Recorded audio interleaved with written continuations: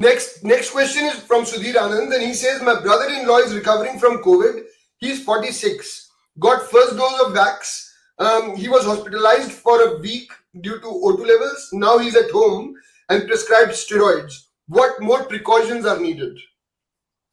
Dr. Neeraj, you want to take this? Just a minute. Question is, recurring 46 vaccine. First try after. Okay, this is about steroid, right? Yep. Hello, steroid तो जो उनके doctor ने start करी है जिस day पे और जो डोज उन्होंने प्रिस्क्राइब करी है उसके अकॉर्डिंग फिर उनको टेपर करके और उनका ऑक्सीजन लेवल कितना रह रहा है, उनकी सीवियरिटी कितनी थी और कितने दिन उन्होंने ऑलरेडी लिया है, फिर टेपरिंग डोज उनके डॉक्टर ही उनको क्लियरली बता पाएंगे।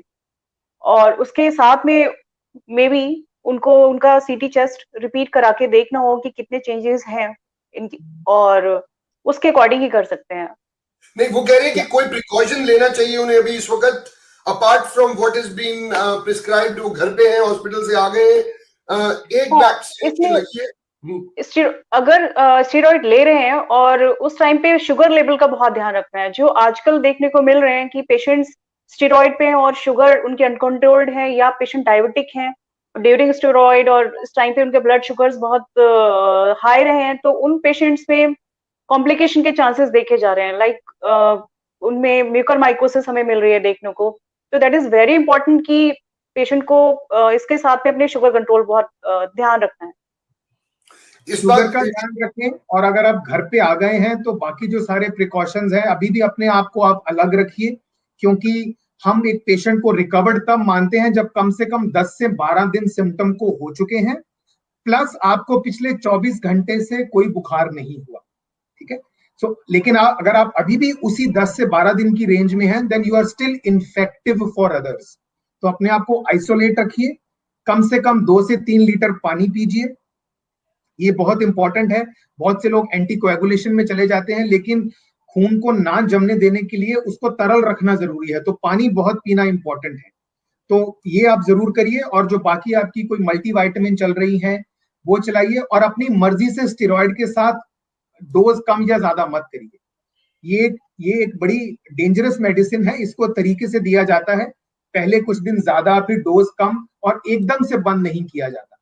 सो आप प्लीज अपने डॉक्टर के संपर्क में रहें और स्टेरॉइड की डोज को ताकि वो प्रॉपर्ली मॉनिटर कर सकें, और अगर कोई रिपीट सीटी चेस्ट जैसे मैम ने बोला या रिपीट ब्लड टेस्ट करवाने हो, उसके बेस पे वो आपकी बाकी की थेरेपी चलाएंगे।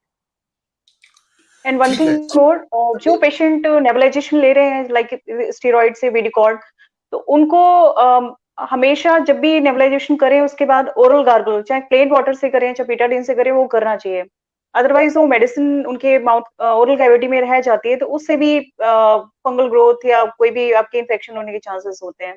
तो नेबुलाइजेशन के बाद एक गार्गल जरूर करें।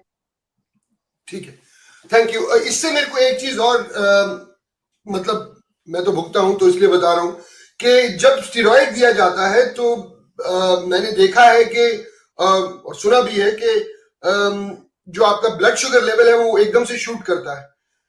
ऐसा बट आई थिंक कहीं जगह तो you have to actually balance it out and control the blood sugar while you are administering the steroid. क्या ऐसा अब डॉक्टर्स को बिल्कुल पता है, क्योंकि हमने भुगता है।